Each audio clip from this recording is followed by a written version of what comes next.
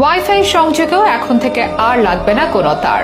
ঝড় বৃষ্টি, বন্যা কিংবা আগুন কোনো কিছুতেই সংযোগ হারাবেন না এর ইউজাররা। এবার এমনই উন্নত প্রযুক্তির সেবা চালু করলো দেশের শীর্ষ মোবাইল অপারেটর গ্রামীণফোন। এখন থেকে আর ফাইবার অপটিক কিংবা ইন্টারনেট কেবল নয়, সম্পূর্ণ তারবিহীন ওয়াইফাই সংযোগ পেতে যাচ্ছে বাংলাদেশের ইন্টারনেট ইউজাররা।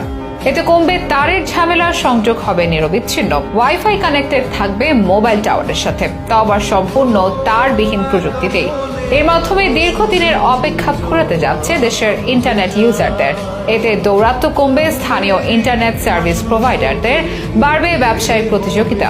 জনমনের প্রশ্ন, নতুন এই তারবিহীন ওয়াইফাই সেবাতে কতটা লাভবান হবেন দেশের ইন্টারনেট ইউজাররা, কতটা বাজার হারাবে প্রচলিত তার সংযোগের ওয়াইফাই?